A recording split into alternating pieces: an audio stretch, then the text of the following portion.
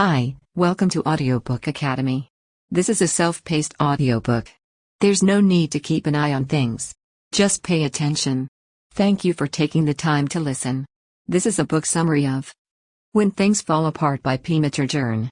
The gangster Charlie Croker, a Cockney from London, says, "I'm fine," in the British film The Italian Job. "You know what fine stands for," responds crime syndicate boss Mr. Bridger. "Emotional, nervous, and insecure." If you're looking for an easy-to-follow guide to living with less fear, anxiety, and an open heart when things fall apart, this book is for you. A Buddhist nun and author, Pema Chödrön, offers hard advice for those who are fine, or falling apart. Pema Chödrön is a leading student of renowned meditation master, Chogyam Trungpa. In this book, Chödrön talks about the parts of us that are hurt, wounded, or broken. Developing resilience in the face of adversity is one of her goals, as is cultivating a greater appreciation for the present moment through her teachings. Personal experiences, as well as Buddhist concepts and strategies, inform her writing. We'll briefly explore our author's personal spiritual journey and why she believes we should bravely embrace the unknown, befriend our fears, and loosen our grip on hope using a variety of strategies, including meditation and self-compassion. As a result of Chödrön's teachings, we'll gain a better understanding of compassion-based meditation and how it can help us deal with the difficulties of life. As long as you stay with the shakiness, you'll be on the path to true awakening. It's the only way to get there. Being able to relax in the face of chaos and not panic is the path to spiritual awakening. Moment Chödrön's of spiritual awakening wasn't typical. It occurred before she became aware of Buddhist teachings and was a genuine spiritual experience. This was sparked when she learned her husband had confessed to having an affair. She was outside her house, sipping her tea, when she heard the car pull up and the door slam shut behind it. As soon as she saw him around the corner, she learned that he had an affair and that he wanted divorce. Because of her anger with her husband, she decided to become a Buddhist, she tells People. Now she truly believes that he was the one who helped save her life. In the aftermath of her divorce, Chödrön turned to Buddhism in an attempt to find some sort of comfort, security, or familiar resting place. As the head of a Buddhist monastery, she accepted an offer she couldn't refuse. The well-polished self-image that she'd worked so hard to maintain crumbled right in front of her eyes, and no matter how hard she tried, she couldn't control the situation. Her leadership style was grating on people's nerves, and she had nowhere to run. Since childhood, she'd thought of herself as a obliging and flexible person who was liked by almost everyone. But now, after years of receiving negative feedback from others about her leadership style and self-image, she wonders whether she'll ever be happy again. A series of bombs were being dropped on her almost continuously, with self-deceptions exploding all around, as she put it. This is how the book opens, with two personal stories to illustrate how things fall apart when we least expect them to. Endings, change, and chaos are a part of life for everyone, and as WB things will fall apart, as both Yeats and Chinua Achebe have stated. But the truth, says Chödrön, is that things don't really get solved. They come together, and they fall apart. This cycle repeats itself time after time. In the midst of the chaos, we can only find healing if we remain open and composed. To truly heal, one must give space to all of one's feelings, including grief, relief, sadness, and joy. The Buddha teaches two things: suffering and the end of suffering. We all have to deal with pain at some point or another.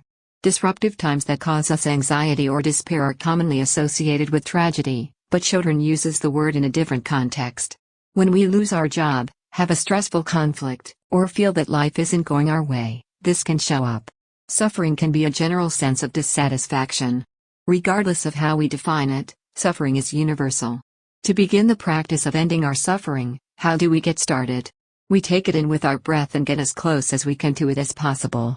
Rather than avoiding or numbing ourselves, Chödrön advises that we must learn to feel our pain and give it room. Our job when things go wrong is to lean into the discomfort and hold the pain rather than run from it. We aren't killed by our humiliation and regret, on the contrary, they give us strength. To the contrary, such moments jolt us out of sleep and allow us to be more open to spiritual growth. It is essential to be fully present in every moment of life, even when there is no joy or sunshine to be found. Feeling at ease and full of boundless joy comes from being able to relate precisely and gently to what's going on around us in the moment. Embracing the unknown, befriending our fears, letting go of hope, and practicing compassion are the steps that Chödrön suggests we take when our world is falling apart. Keep some room for uncertainty. The most important thing is to allow for the possibility of not knowing. Examine the plight of one family in these trying times. There was a lot of poverty among them.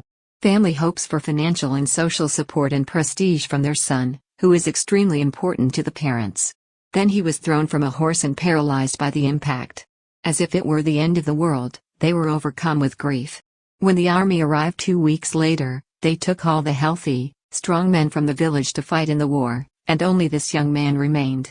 The moral of the story is that a significant disappointment may not be the end of the story. Possibly the beginning of an exciting journey. According to Chödrön, life is like that, in that we don't know anything. We call something bad, and we call it good. That's the truth of it. When things get a little crazy, it's easy to succumb to fear, which hijacks us into worst-case scenario thinking, and then spirals into full-blown panic mode.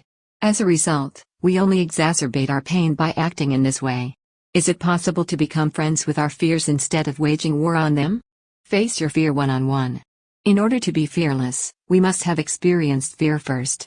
Fear is a universal phenomenon. We have a problem with how we view it. Running or numbing ourselves is the only way to get through the day. Some of us find ways to occupy ourselves, such as playing video games or downing a few too many glasses of wine. A more profound sense of self-awareness and empathy for others can only be achieved by facing our fears head-on. What kind of relationship does one have with fear?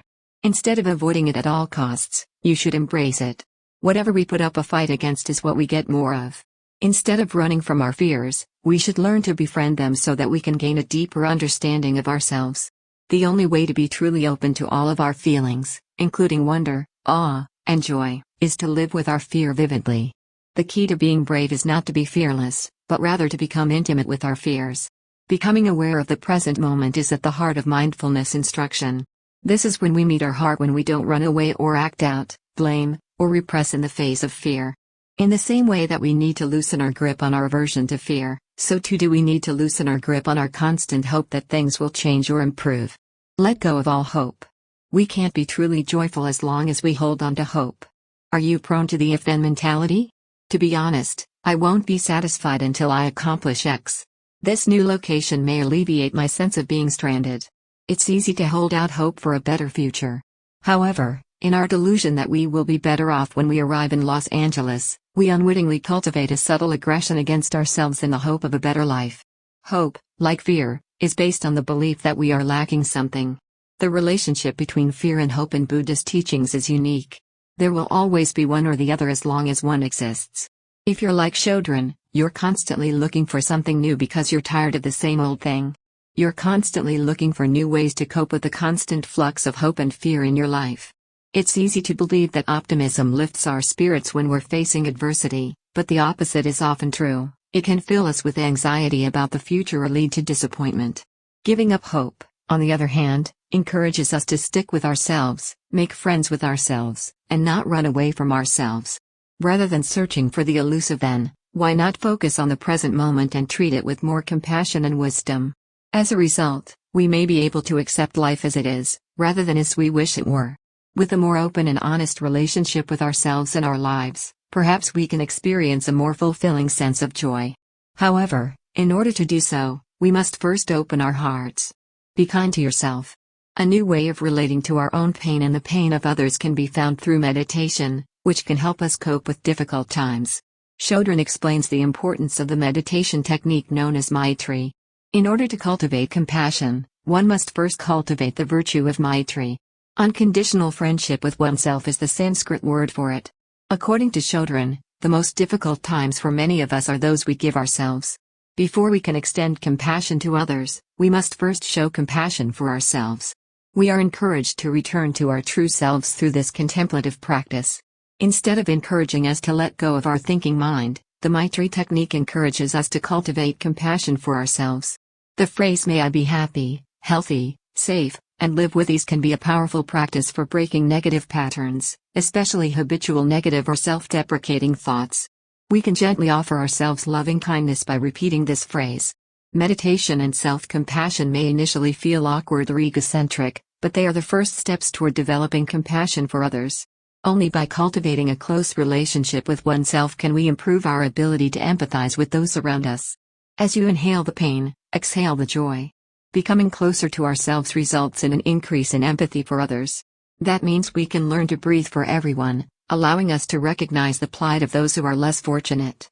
Tonglen and the Just Like Me practice are two ways to extend our compassion to others that Chödrön recommends. Irritability can be alleviated by repeating the mantra Just Like Me. As an illustration, suppose we're snarled in traffic. Instead of getting frustrated and doing nothing, we can look around at the other people in their cars and say, just like me. Just like me, these other people have somewhere to go and are experiencing traffic delays as well. Humans just like me would greatly benefit if we could find a new way to express our feelings of angst.